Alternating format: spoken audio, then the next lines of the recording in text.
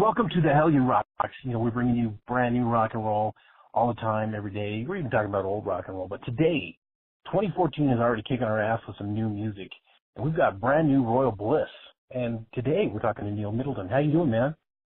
Doing awesome, man. Thanks for having me. Yeah, no worries. We've been skirting this interview for quite a while. I know we've been talking online for a bit. And finally, the cards were all in play, and we're here talking. So cool. I was able to make it happen. I love it. Yeah, man. So let's talk about Chasing the Sun, dude. I got that. I got an advanced copy to check out, and what a good record. Kudos Thank to you, man. man. Thanks a lot, man. We worked hard on it. We were actually didn't work that hard on it, but it was almost like an accident. Really, it was kind of, I don't know. It was a really relaxing recording process this time. We would just go into the studio for a couple of weeks here in Salt Lake and just lay down some tracks, and then go in a couple of weeks later and lay down a couple more, and just kind of went in randomly. We weren't even really planning on doing a record. We knew we were writing songs for a record, but then we ended up, had 10 tracks that were recorded, and we're just like, damn, these are pretty good. So we just released these, and so usually we're under a deadline, and it's really intense, and, we're living in a different city like Nashville or Portland, and got like 6 weeks to knock out this record. But this time it was just really relaxed, and we recorded songs that we wanted to, so it was awesome. Yeah, the whole record's got that kind of loose groove to it, that's it's got a relaxed feeling to it, but the songs are a really good mix, of harder and softer, edges to them, and it works, man. I think the formula you guys used worked. Awesome, man. Thank you. Yeah, it's pretty diverse. I mean, we always have those kind of different songs spread throughout the album, but this one, personally, I think it's the best record we've ever done.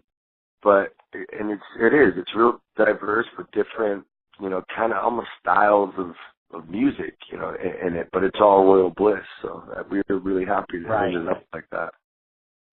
One of the things I try to stay away from is the genreification of a band, like post-neo, classical thrash, blah, blah, blah. That's neither here nor there. We just call it rock. It's a good rock and roll record. Yeah, and that's the same way we are, like whenever you start getting radio play, it's like, are you active rock, are you mainstream rock, are you alternative rock, are you punk rock, are you metal, and it's just like, I'm like, no, we're just rock, And it's sad that they, kind of lump bands into these categories and in kind of these cliques where, it really kind of diminishes and it takes away from the fan base because people aren't able to hear them because they're not in that specific genre or subgenre. And it's just like, with us, we kind of want to kick that wall down where we can play with heavy bands and we can play with softer bands, or hell, we could play with a country band and still have a good time. As long as it's good music, it's good music. Right. I think that's what we need. We need somebody to step up and put the backing behind a rock and roll radio network, get rid of all the gentrification, take the walls down. Like when we were growing up, there was just, like straight up rock and roll where you'd hear everything from ABBA to Zeppelin, and everything in between. That's what we need. Exactly. I mean, like even back in the day, you would have all sorts of different mixes of music on one station. You have the heavy stuff. You could listen to AC/DC and Journey and ABBA on the same damn station. Exactly. And even in the 90s, it was like that too, where you'd have all sorts of different kind of rock all on one station that was all good. And now it's a shame that it's so separated. I think they're trying to go back like an alternative mix where it's like they're trying to consider it like an alternative rock. Can't remember what new genre they're classifying it at, but it should just be called rock and roll, man. Dude, they've got their marketing analysts figuring out what they can tag it so they can make money off of it, which is bullshit. Exactly. Like you said, just rock and roll music.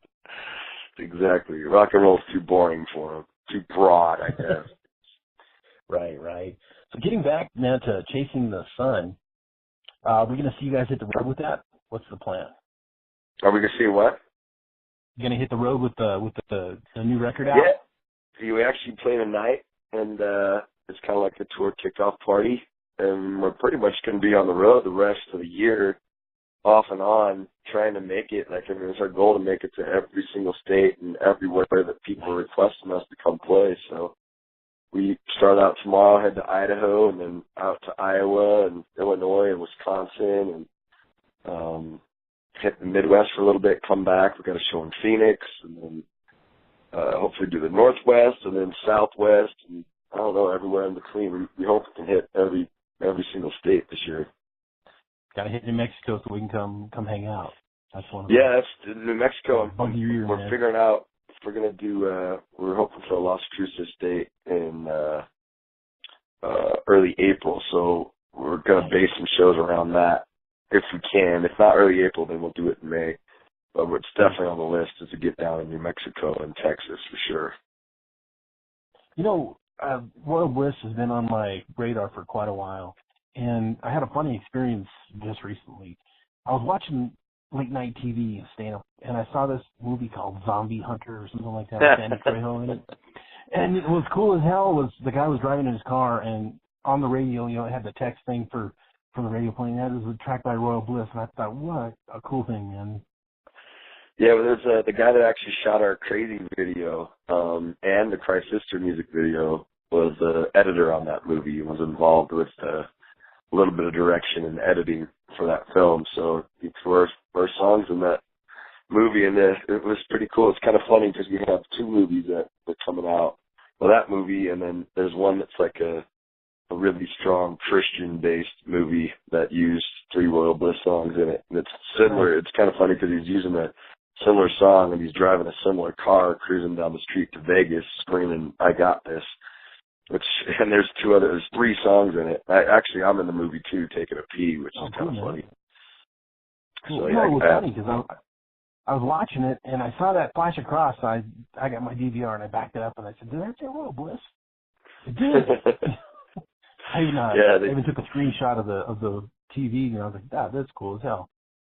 Yeah, I was stoked. I mean, it was pretty blatant placement and advertising for us on there. I'm like, oh my gosh, right. He zoomed in on the CD player. I was like, that's awesome. So, yeah, it was really cool how he did that. That's cool. You know, I got somebody that's a fan of Royal Bliss for a while, and they wanted to know. They heard something or read something somewhere about you guys, the unluckiest band in rock. What's that all about, man? I know you got injured, but they wanted to hear it from you, man. We have so many stories, just so many stories of horrible things that have happened to us, and we've always had bad luck, no matter what. Like in our tours with mechanical, and with me, there was one stretch for After the Chaos, right before that, and that I fell off a building about 3.5 stories, and landed on cement, tore my pelvis half and broke my sacrum in half, and had to get screwed back together basically with metal, and lost the feeling in my legs, and I had to learn how to walk again, and during that time, then my drummer had knocked up his girlfriend and was having a baby, and then I came back and promised the guys I'll learn how to walk, I'll get back on stage, because that was our only way to generate income. And here's my drummer with a new kid. I'm just like, oh man. And then our manager tried to sue us during the same time, and our producer tried to sue us, and then they successfully sued us because they couldn't play anymore, which is totally lame. And then while we got out of it, I found money to go into the studio to record this record. And in the studio, Jake rolled his car 3 times going home, and then Chris put his ski through his face and broke his jaw in half and had to get his jaw wired shut. So no vocals from him, no background vocals. And then I don't know, the stories just keep coming after that. Like with just the way the road is, and everything. Like we've just always had this horrible luck, like at the worst times ever. Like on this trip, we're getting ready to leave tomorrow. We might not get to take our bus. We've been working on our bus, and it's not fixed or ready to go. Like there's some other problem. Even though we've been home for like 3 weeks, we find out yesterday that it's not done. And it's like, all right, you've had it plenty of time to get it fixed, and now we're trying to get our old van and trailer up and ready for this big CD release tour. And it's just, I don't know, but everyone always says that, but I always say, you know, the fact that we're still doing what we love to do for a living and playing rock and roll music, and the fact that Royal Bliss is still a band today, I mean, it's pretty fortunate. We're pretty lucky, and we have the best fans in the world. So I think we're the unluckiest band with certain things, and we're also the luckiest band in many ways, too.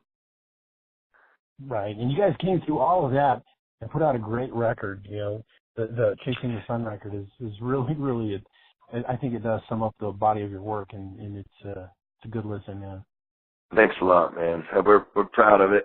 I love it, and I mean, yeah, we, like I said, it was so relaxed the way we did it. Like we don't have a label anymore, so we started our own independent record label and have our own distribution, radio team, publicists, and all that we hire out, and there was no one over our shoulders, no management, no label really telling us the direction of how our songs should sound and who we should record with, and, you know, all that stuff that was always happened before, and being forced to, you know, record in a certain time frame with a certain person. It was just us. Like, all right, let's go in the studio and let's rock this out. And so, yeah, I think it's really Royal Bliss through and through, because it was just us playing music and having fun, and it hasn't been that way in a long time in the studio. And that's what made rock and roll magic back in the day, was that what you just said right there, you know, when the corporations got involved and, you know, decided that this was the best way for them to make money off of you, you know, they put their influence all over it, and it just kind of took the magic out of it. And I think that bands finding their legs now to stand up on their own, and they're getting that magic back. Yeah, you know, I think everybody's figuring out you can do it on your own, especially in today's day and age with social networking and all the technology that's at our hands that is available. I mean, it's empowering. So bands are figuring out that, all right, we don't have to have a manager, we don't have to have an agent, we can do this on our own. You have to be creative with it sometimes, but, you know, it's at the end of the day, you're going to keep so much more money and the integrity of your music. So, I mean, I went down and spoke at a university the other day, and just like, you know, if you want to be in this industry, first and foremost, you need to love music, and it's got to be something that's part of you that you have such a passion for, because it's such a hard industry to make any money and to make a living in, that if you don't love it, you're gonna be miserable, for one, and you're gonna be out of it, or you're gonna be wrapped up in some label or management, and even though you might think you're famous or doing good, you know, for whatever, maybe a year, as soon as that's over, they kick you to the curb, and you didn't learn a damn thing, and you don't get to do music anymore, and you better go back to work, you know, painting houses or whatever, because you didn't learn anything because you let everybody else do the job for you, and you didn't make any money. They kept it all, and now they've moved on to another band they can screw. So, yep, that's true. Yeah, you can tell I'm a little bit bitter. Well, yeah, no, I get you. I've got some experiences myself, so yeah, I understand completely. You know, listening to that record, you know, the new one, Chasing the Sun, the production quality is really, really good. It's top notch on that. Who did the production work for you guys?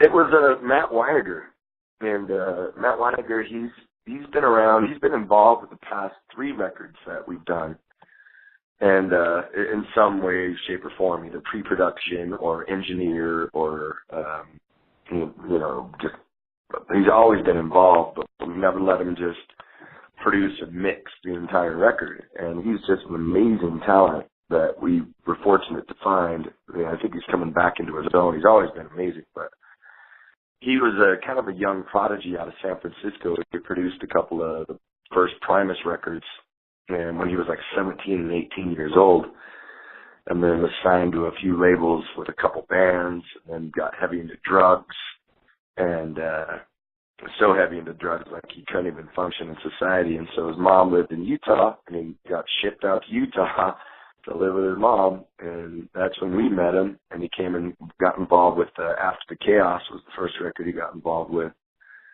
And man, he just he's just such an amazing talent. He's one of those guys that can pick up any instrument and just kick the shit out of it, where it's just, you know, just so, like, it drives you crazy. He can sing and he can play any instrument on the planet and play it extremely well. So he's and he did great. He did everything on it. Yeah, I was gonna say that record turned out great. The quality of it is really good, man. It's something you guys should really be proud of. Thank you. Thanks so much. Yeah, he should be proud of it too, because we couldn't have done it without him. Perfect. So we know you're gonna hit the road, and we're looking for a great live set from you guys. You guys got any plans for the live set? Or are you just gonna get up there and rock it off, or what's the live show like from Royal Bliss?